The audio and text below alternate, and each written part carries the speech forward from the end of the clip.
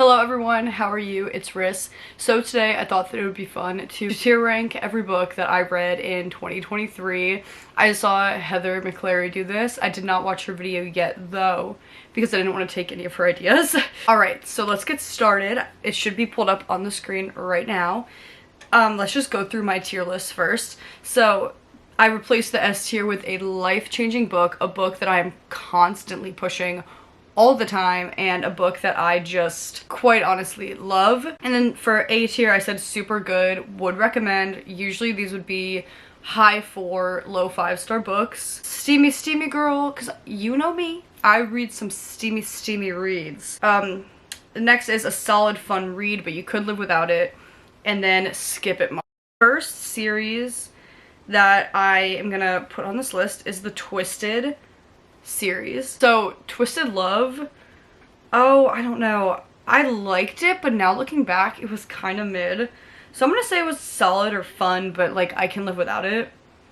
Twisted Lies, oh, the first half was good, but the second half I really didn't like. I'm gonna have to go skip it. Same with Twisted Hate. Twisted Hate, there's one scene in Twisted Hate, and you know what I mean, girl, you know the scene I'm talking about. Yeah. Twisted Games, I've really enjoyed. I think that their relationship was so fun, and it was also like Princess Bodyguard, which I think that was my first time reading that trope. I'm gonna throw her here. Next we have the Kingmaker series, which I have to say, I did not like the Kingmaker series anywhere close to how much I loved the Brutal Birthright series. The Brutal Birthright is about their parents, and then this is about the kids. So I think these are out of order. I don't even remember the order, but I know the Air is first. It was fun. I don't even remember it being that steamy. It was a love triangle, which was interesting, but meh. I think what came next was the Rebel. I could not tell you what the Rebel was about, so skip. The Spy, I remember liking it because I liked the character that it was about, but I feel like, I don't know, I feel like I gotta put it in solid fun, whatever. The Bully and the Savage, both of these I adored. I ate these up. I thought that they were so good. So I think that I'm gonna put the Bully in steamy and the Savage in that I would recommend, because that one had such a solid plot. And also that one is the first girl in the first Brutal Birthright. It's her daughter. Next, we got The Queen of Nothing. I loved the Cruel Prince series. It was a super quick read. And like, I don't know, it was just an easy, fun, mystical fantasy series. I'm gonna put it under super good, I would recommend. But you have to know before going in that it's not steamy. It's not like book talk rage stuff. It's not like really a romance, but it's really good if you want a solid fantasy. We got Daughter of No Worlds, another fantasy. This one is an adult fantasy, and I really liked it, but my problem is I don't remember that much about it, and I do remember it being a little bit repetitive, so I feel like maybe you could live without it, which kind of sucks, because like, it is good, but not that good where I would recommend it. We have High Fidelity by Nick Hornby. Some of these were also school reads. I figured I'd throw them in. These probably are not going to be books of my general audience, but if you are into I guess it would be like lit fic that follows a really unlikable protagonist, you would like this. I liked it. I thought it was cool how unlikable the male main character was, so I'm gonna say I would recommend it. I know a lot of people would disagree with me, but I'm gonna say I would recommend it. Losers Part 1, filthy, steamy, reverse harem. The Losers duet, or I guess series because of the novella, so good. If you want an outlandish as fuck reverse harem with just steam from start to finish, pick up that series. You will not freaking regret it. It starts with the Dare. And then here's Losers Part 2. I'm just gonna throw her there. Losers Part 2, low-key, that one, there was some things in it, and I was like, ah, like she really outdid herself. Double Pucked is going to also go in Steamy. That is a male, male, female, little romance moment, fluffy romance, fun romance, good steam. I'm excited to read more in the series. I was really happy to learn that she has more in the series. That Sick Love, I really didn't love it. I remember towards the end I was skimming, just trying to get it done. So I feel like this is like a favorite in dark romance, and this is a favorite with a lot of the people I follow and people I talk to. I don't know though, I think I'd have to say skip it. Coming from me, I love dark romance. I don't know, that was a weird one for me. I'm just gonna do, I see Addicted for now here, but I'm gonna start with Addicted to You. This one is definitely a book I would recommend. It was a really hard read though, and it deals with a lot of very intense emotions and really likable characters. Dealing with like addiction is just a hard thing to read about, but I don't know, if you can handle that, I would definitely read it. Don't be fooled by the pretty stinking cover, like, come on. And then the next one is Ricochet, which I know Ricochet is some people's least favorite because it's told just through the female main character, but honestly I think I liked Ricochet more than Addicted. Teehee. Yeah, I don't know, Ricochet was thin, it was good, and it really showed the like internal struggle of actually coping with addiction. He is an alcoholic and she's a sex addict, and they basically just have been enabling each other forever. It's friends to lovers, and you can tell they just love each other so much. And watching them get help is really rewarding, but also really hard. However, Addicted for You, I have so many thoughts about. I did like a spoiler review a while ago. I don't know, Addicted for You, there is like one part of it that I really, really did not fuck with, like, at all. And it kind of turned me off to the entire series. I have Kiss the Sky, which is the 4th book in the series, but I haven't picked it up just because this one was so off-putting. So maybe skip it. Honestly, I don't even think it's necessary for like completionist's sake. Now we got 3 Swedish Mountain Men. This book was fun. It was short. Not too much happened. Like, the characters weren't that fleshed out, but it was steamy. It was sexy. Maybe on the low end of steam, but it was really good, and I definitely am excited to get into more Lily Gold. Next, we have Damaged Dreams. I had such high hopes for this freaking book. I had such high hopes. I was chasing the Pucking Around high.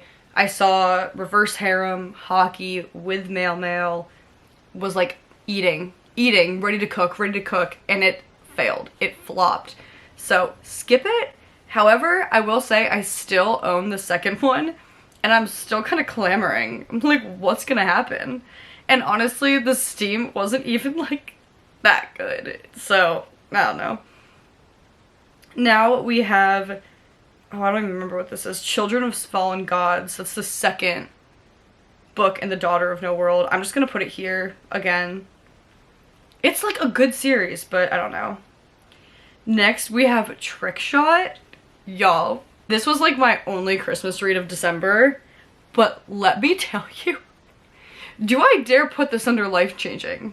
Do I dare be that unhinged and put this under life-changing? Because I could not put this freaking book down. Ah! It was so good for no reason. It was so addicting. So hot. So cute. So festive. Yeah. We're putting her in the life-changing category. Next, ooh, another life-changing book is The Words. This is a rock star romance. My heart literally is walking around with these two characters. I love how it starts out when they're young. Friends, like emerging friends, to enemies. To enemies, to enemies, to enemies. Like real enemies. To lovers again. And, well, I guess it'd be friends to lovers to enemies to lovers. It's really good. It's a really wild ride. It's really emotional.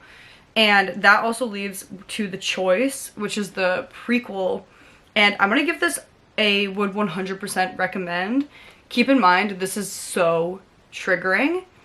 And this takes place before the words, about 2 characters in the words, or I guess 3. And then the next one, which comes out next year, or this year, 2024, is the sequel to the words. So the order will then be The Choice, the words, the consequence, I think it's called. I'm so excited for that. The Choice. I like, literally, the themes in this one, there's SA, childhood abuse, substance abuse. It's a lot. Next, we'll go to Secretly Yours. This book was cute. I'm a Tessa Bailey hoe. I really liked it. I liked the second one a little bit more, so I think I'm gonna put this under... It was steamy, but like, was it that steamy? I can't remember. I'll just put it under a solid fun read. I thought it was really good. I wish I remembered more though. But unfortunately Yours is definitely going to be a 100% recommender. I loved this. It was marriage of convenience. Oh, now I'm thinking about Secretly Yours. Should I move it up? No. If I have to debate it, I'm not. It's still really good though, and I would recommend it, but just not that much. Next we have Minx by Sophie Lark. Y'all, I shouldn't have liked it. I shouldn't have liked it as much as I did, but I really, really liked it. So, I don't know what that says about me, but the kinks in this one are kinkin', y'all, let me tell you. Poison Roses was a disappointment. I would skip it.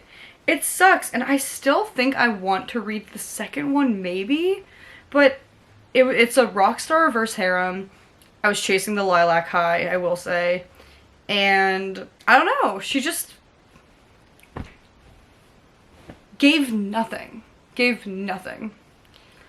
Now we have The Sister-in-Law, which was a thriller. This was fun. It's honestly not even near some of the best thrillers I've read though, so you could skip that one. Oh, Binding 13 was so freaking good. I see why some people don't like it, but I loved it. I thought it was so good. For how thick it flew by. It was emotionally charged. It was immersive, and I really can't wait for the paperbacks of the next one to be out so I can really get into that. And I know I have Keeping 13. Keeping 13 was life-changing because it's the aftermath of Binding 13, and I just loved it. It made me cry, it made me happy, it made me feel so many emotions, so definitely life-changing. Next is Tempt Our Fate. That's not the first one though. Where is the first one? Rewrite Our Story was amazing. It was amazing, and honestly, so was Tempt Our Fate. 2 bangers, 2 5-star hits. They both made me cry, they both made me happy, they both made me horny.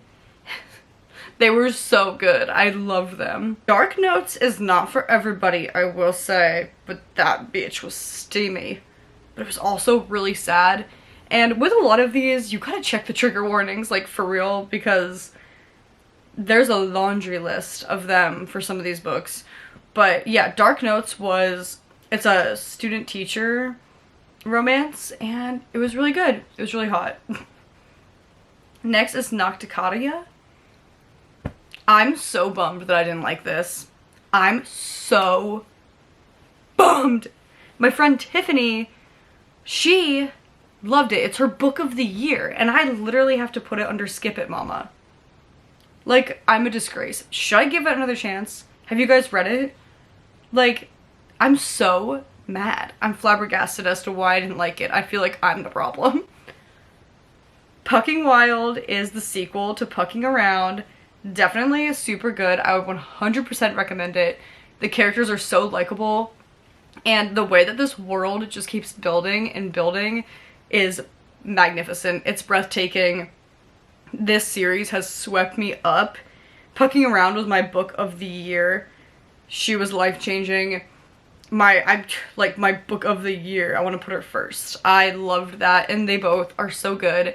And I just know that the third one is just gonna freaking hit. I'm so excited. Next, I want to put Fourth Wing up. Here she is. Fourth Wing I liked a lot. I really, really did.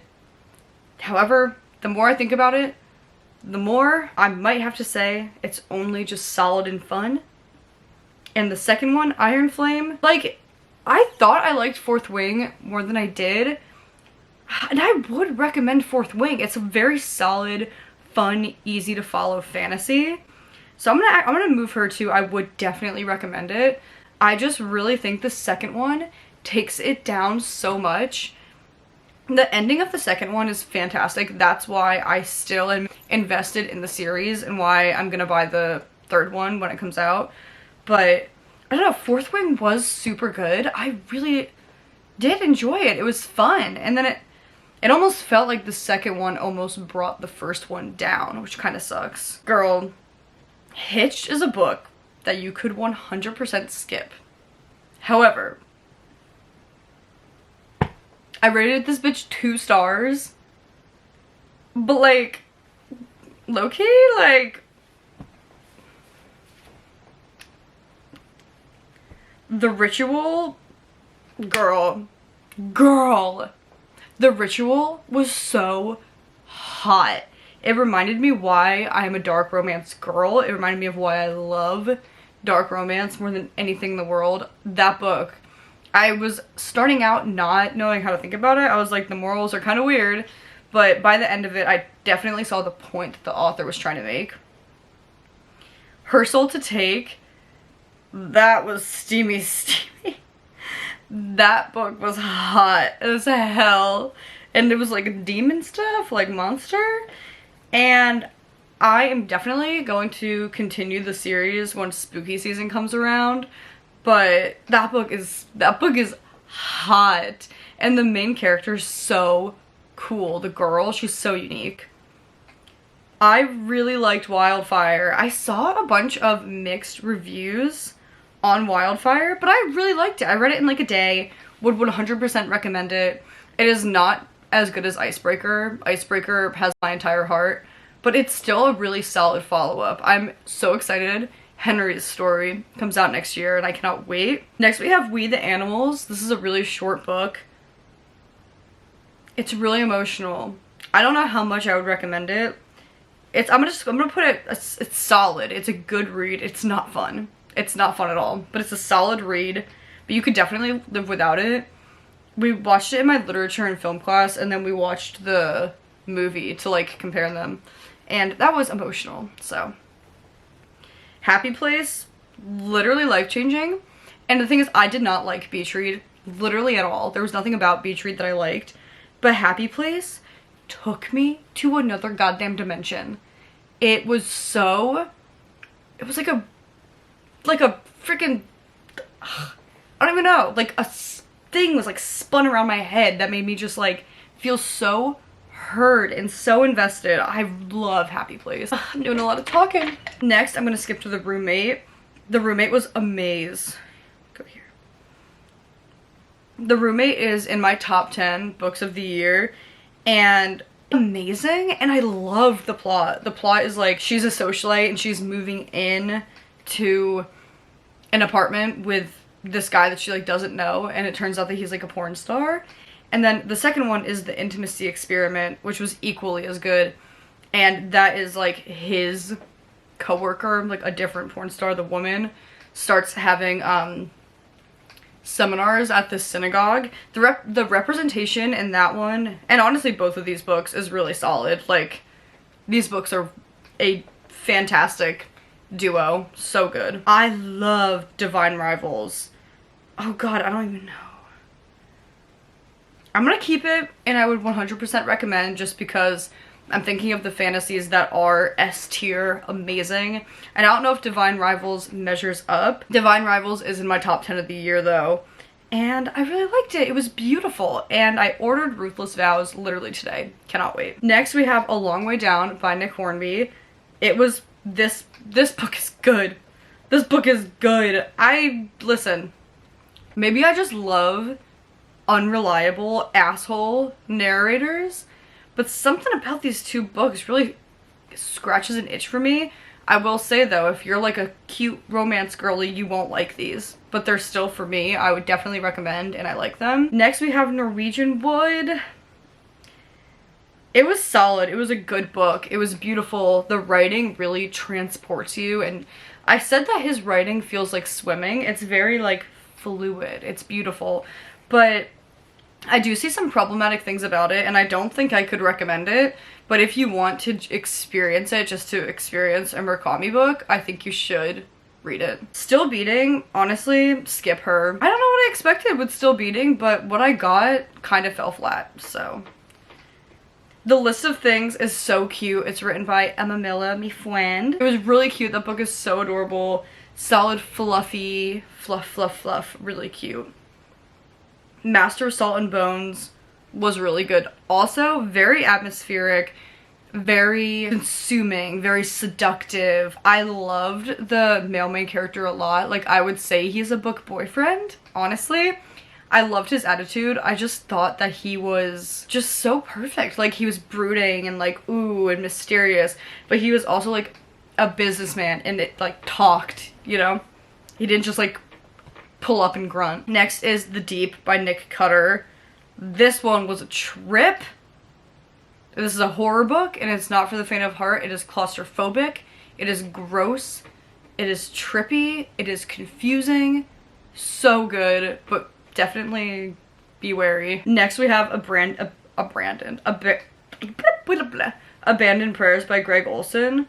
This is a true crime book. His writing is fantastic. My favorite book by him is If You Tell. Very hard to read. This one's also hard to read. It's super upsetting, but still really good. And the other nonfiction book I read was Ghosts of the Tsunami. This one was hard to read. I will say though, the writing kind of lost me towards the end. It's hard, it's nonfiction, and there were some parts where it kind of confused me and kind of was a drag to get through. Could be my bad. Could be that I'm not smart enough to handle the heat. But it's like solid, and you learn a lot from that book. I learned a lot that I had no idea even was a thing before. Maybe in Another Life by Taylor Jenkins Reid. Literally Get Out of Town. That book was horrible.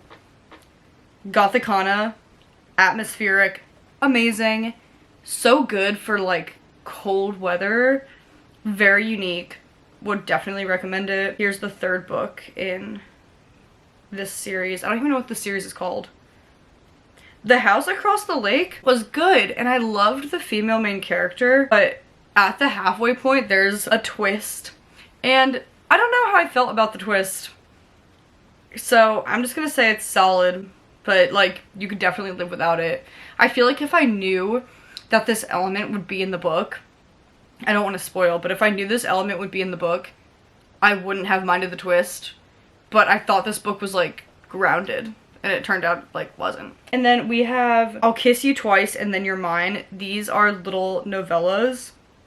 Willow Winters never misses. I loved these books. Super steamy, super quick. Loved the characters, ate them up. This is also in the Cross Brothers series, so good. My Roommate is a Vampire. I loved this. It was so good. The characters were so unique. It was so fun. I read it in October. Perfect for October. So I would definitely recommend that one. Episode 13 was a freaky one. Towards the end it kind of lost me, but it's pretty creepy. But I feel like I kept waiting for more to happen. It's really solid, and it is creepy, and it gets you all like, ooh, spooky, spooky. It's like a true crime show is going to this haunted location that has never been explored before, and they see some shit. Actually, no, I would recommend it because I loved the ending, and some of the imagery was really haunting, and I read it in October, which I think is a good time if you want to pick that one up. Heartless Heathens, like, actually changed my life. I've talked about this one a lot, so I won't go into too much detail. Just so good. So unique. Like, Reverse harem, love it. Realm of Sin was not well written. It was not grounded at all. It was not serious. The dialogue was bad, but the steam was crazy. That book went crazy. So if you want to just not waste your time, that's mean, but if you want to just like flick and just like read some steam, like, yeah, pick that book up. Say You Swear was so good. I think it's the tiniest bit overhyped, just the tiniest bit, but it was just as emotionally gripping as everybody says, and I loved the story so much. I'm just not that much of like a fluffy like friends to lovers, because it's like she's like essentially in love with her close family friend, but he doesn't really reciprocate, and then she goes to college and meets this guy, and he's really nice, really respectful, which is a good thing. Duh, but I don't know. I have The Ritual as a book that changed my life, so take that with what you will. Now I'm thinking, I don't know if I should move it down. Yeah, it's a little overhyped. The Fall of Bradley Reed was really fun. I loved the male, well, I love the male main character, but I really liked the female main character. I found her super relatable. It is kind of samey though, but it was funny, and like, he's the FBI agent. So I would recommend this one. This entire series, the entire Chestnut Spring series, I would recommend. Let me just throw them up there. Heartless though, changed my life. I'll come back to that. I had a good reading this year for books I would recommend.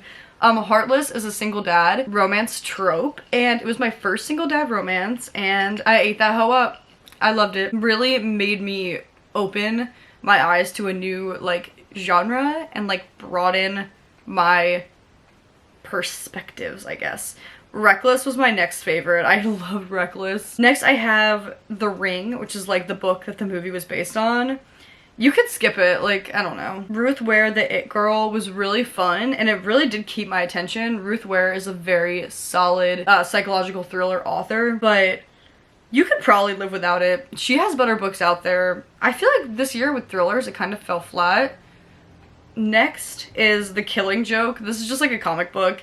It's like good. I don't even know where to like put it on here, but I read it in 20 minutes just for funsies, and like it was good, but like I don't really have that much to say about it. And In the Miso Soup is a very short horror novel. I read it in like a night, and it was like low-key haunting. It was kind of freaky, but nothing to really write home about. I've read like The Deep. I've read some really insane horror books that have stuck with me in such an intense way.